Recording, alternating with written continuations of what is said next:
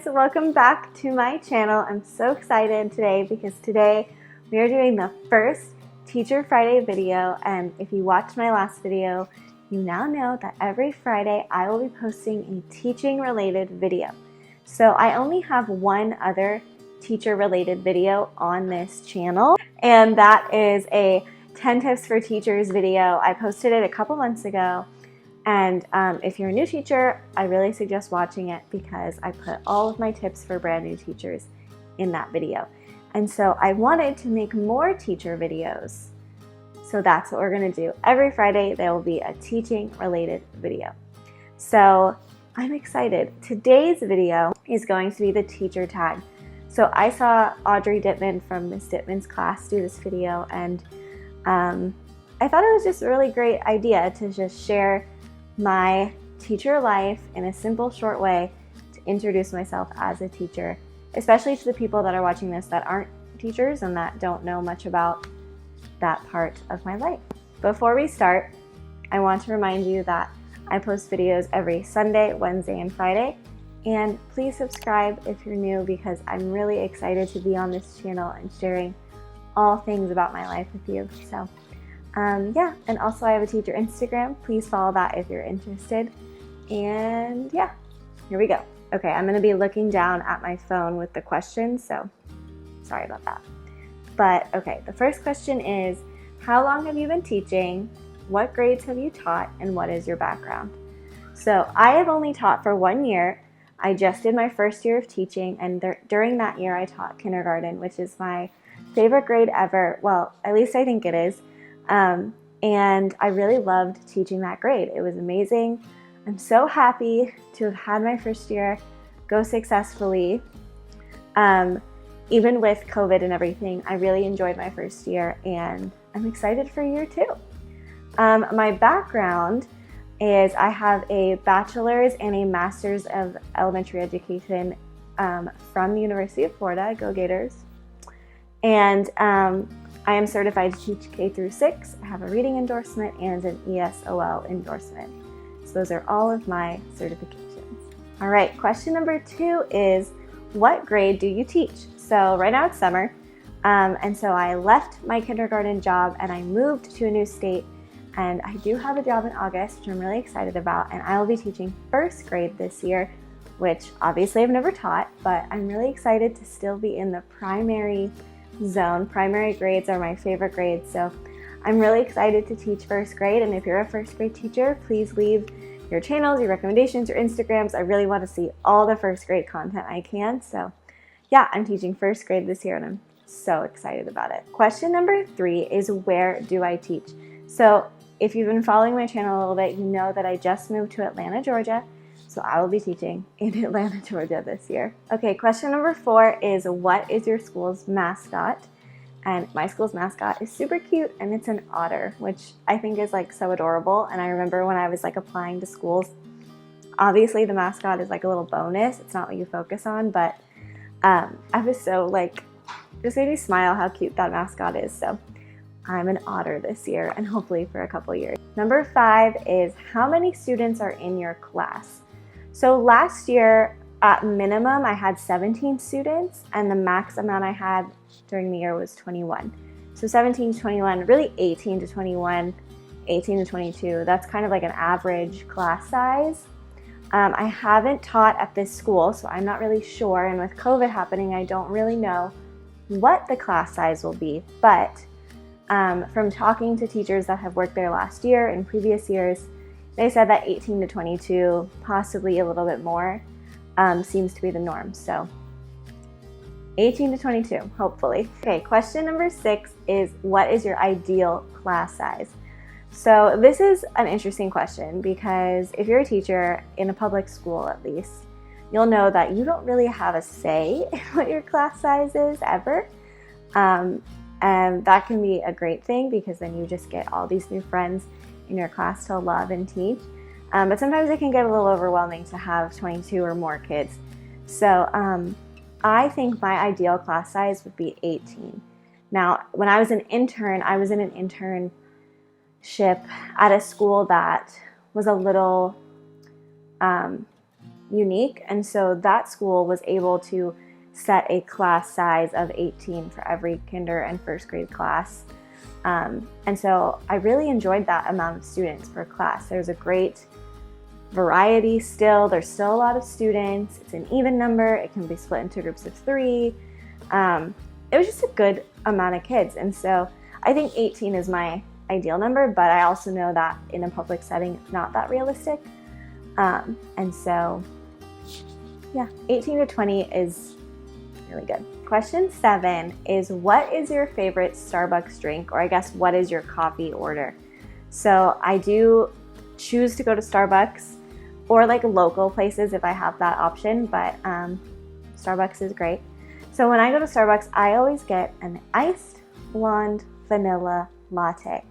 Now, I like iced coffee, I like vanilla, I like lattes, and the blonde is like the blonde roast at Starbucks because I'm a little bit of a coffee wimp. And so the blonde roast is just like a lighter blend of coffee, so it's not as strong coffee flavor. If they don't have blonde, the regular is also great. So really just an iced vanilla latte is what I get no matter where I go. But at Starbucks, I make sure to get the blonde roast because it's just a little yummier to me. Question 8 says, what is your favorite online resource? So this is interesting because there's so many different kinds of online resources that we have available as teachers, whether it's through our district, through things you find on your own, through social media. So I'm gonna name a couple that are just coming off the top of my head. I didn't plan what I was gonna say for this video. So one of the things I used a lot last year was Go Noodle and Brain Pop. I think they were probably tied, Brain Pop Jr. And Go Noodle is like such an amazing resource. If you're a teacher and you haven't used it, I'm pretty sure you're living under a rock. So for people that don't know what Go Noodle is a website where you can sign up for free, and when your students are transitioning or when they need like movement breaks, because especially in like primary grades, but really every grade, kids don't want to sit forever and they want to move around. So every time we were like changing subjects or transitioning to a new activity, we would do a Go Noodle, which is like a little dance video, or sometimes it's like a calming video or like an exercise video. It's just ways for kids to get up and move. And it's a free website and they love the characters on there and they love the songs. My students would like recommend some to me.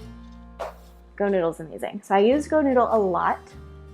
I also use Brain Pop Jr. a lot because I love teaching with videos sometimes. I love talking about videos and showing kids videos and like dissecting the videos as they're playing.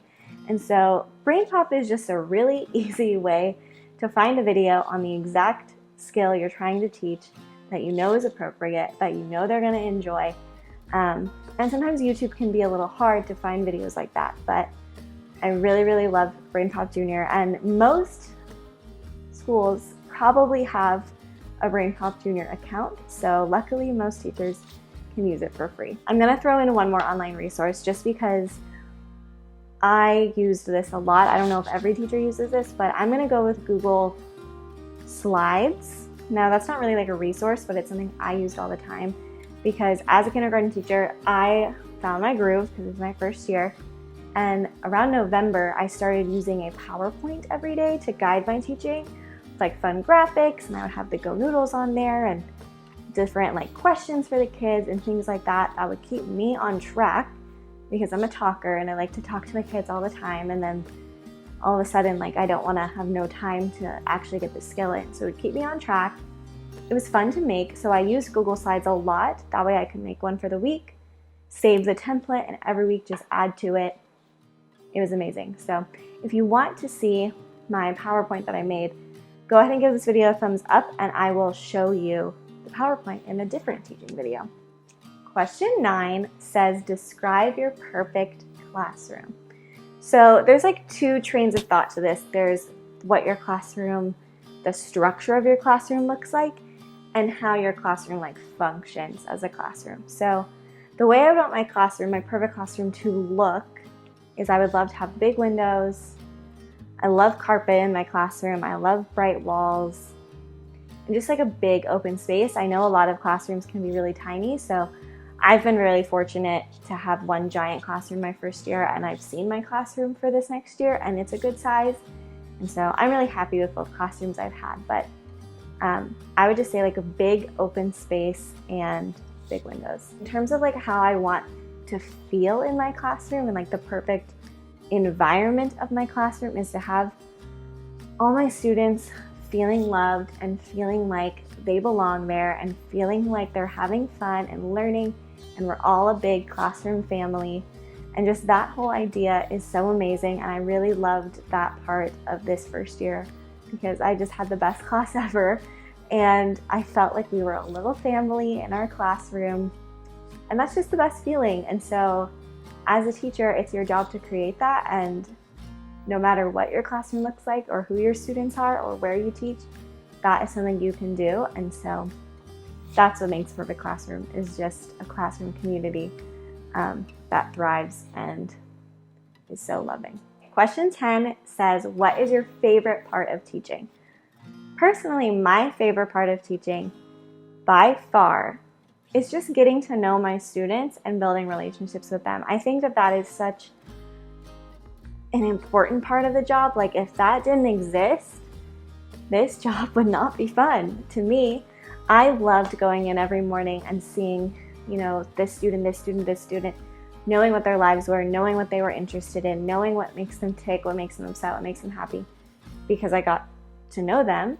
And when I saw, you know, student A come in and he looked upset, or student B come in and she looked really happy, I could talk to them and ask them why they were happy or why they needed some like love and support that day, or like what they were upset over, and just being able to like learn about them and know their lives, and for them to know my life too. Like that was just the best part. And I honestly think it's not easy to teach if you don't know your students. Like if I didn't know that student A needed this kind of support or student B needed this kind of discipline, like they would never have learned, because they would have been distracted by the adult not knowing how to meet their needs. So that's the best part of teaching, is just getting to know your students and for them to get to know you. Question 11 says, what is your least favorite part of teaching? Now, obviously, people that love their jobs, there's still things about their jobs they don't love, and that's true for me too. So my least favorite part of teaching is all of the meetings. Now, if you're not in education, you might not realize how many meetings teachers attend.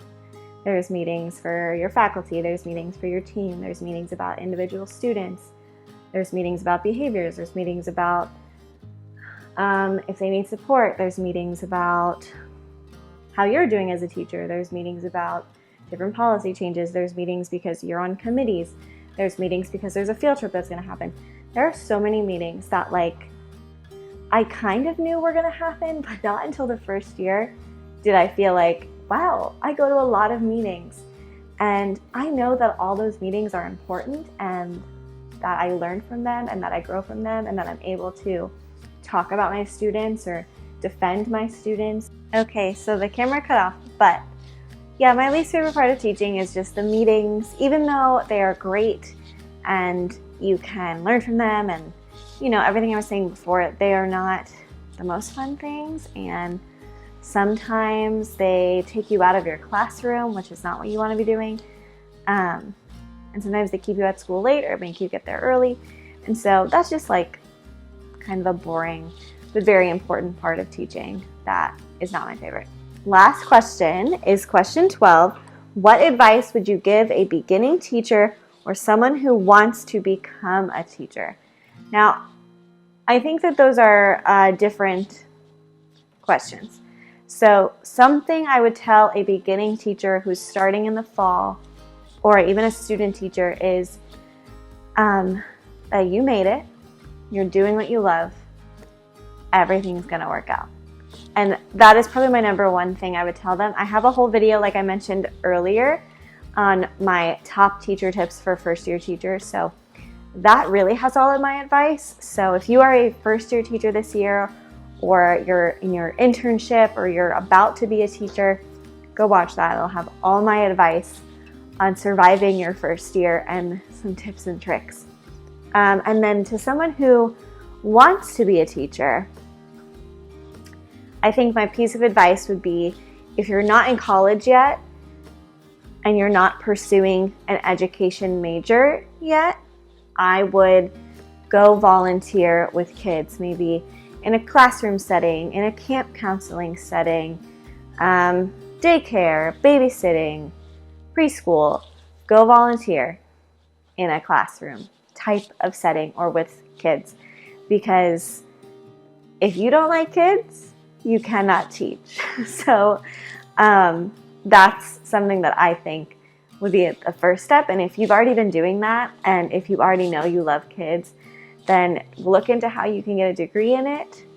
You can do it. If you want to become a teacher, you can do it. Go for it. It's amazing. It's worth it. It's crazy. It's scary, but it's awesome. Yeah, that was the teacher tag. I am so happy that I filmed this video. I'm so excited for teacher videos. I have a couple of ideas in mind, and I'm so excited to get back in this teaching mindset. I already feel so amazing about it. And gosh, I just love teaching, and I can talk about it all the time. For anyone that's ever met me in person, whether it's someone I know really well or I meet you for the first time, teaching comes out of my mouth. So I'm excited to bring that love and passion of mine to this channel once again. I hope you're excited to watch my teaching journey continue and to share yours with me. It's just going to be amazing, and I love this little community I've built on here and on Instagram. So yeah, yay, go teaching. Okay, so that's it for the video. Thank you so much for watching. Remember that I'll be posting a vlog on Sunday, and then next Wednesday will be a lifestyle video, and then next Friday will be another teaching video. Thank you so much for watching. I really appreciate every single person that watches, and I'm so happy you're here, and I'm so happy you're choosing to support me. So go ahead and subscribe if you haven't. Go ahead and hit like, because that helps me out too, and leave a comment. I want to know about your channel, about what you want me to support, and whatever your ideas are and videos you want to see. Thank you so much for watching. I love you all. Have a great day or night. Keep spreading positivity, and I will see you on Sunday. Bye, friends.